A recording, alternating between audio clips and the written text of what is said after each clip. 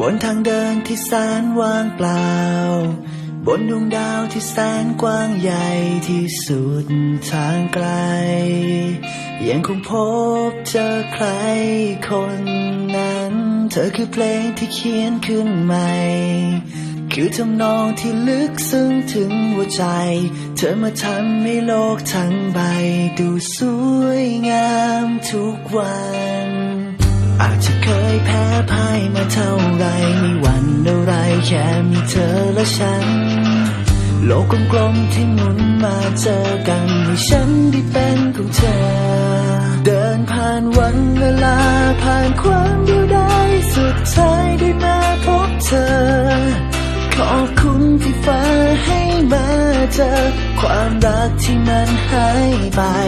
อ้อมกอดนี้จะมีแค่เธอผู้เดียวเพียงคนเดียวและคนสุดท้ายเพราะเธอฉันเข้าใจ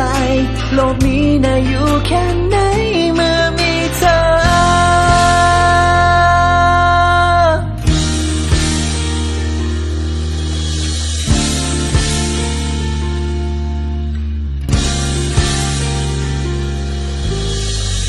ที่เคยมีแต่เสียน้ำตา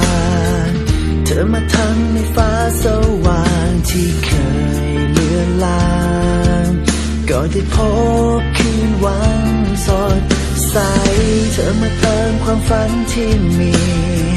เธอมาตอบคำถามที่ลึกลงไปเธอต้องมีพรุ่งนี้เพื่อใครสุดท้ายคือเพื่อเธอ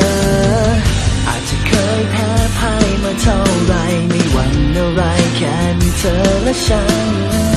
โลกกลมๆที่หมุนมาเจอกันให้ฉันได้เป็นของเธอเดินผ่านวันเวลาผ่านความเดียวดายสุดท้ายได้มาพบเธอขอบคุณที่ฟ้าให้มาเจอความรักที่มันหายไป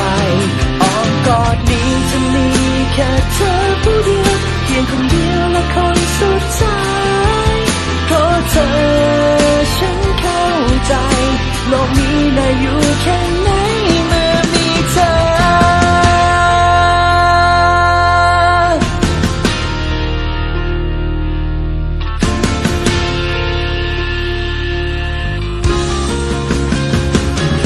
เดินผ่านวันเวลาผ่านความเดียวดายสุดท้ายได้มาพบเธอขอบคุณที่ฟ้าให้มาเจอความรักที่มันหายไปอ้อมกอด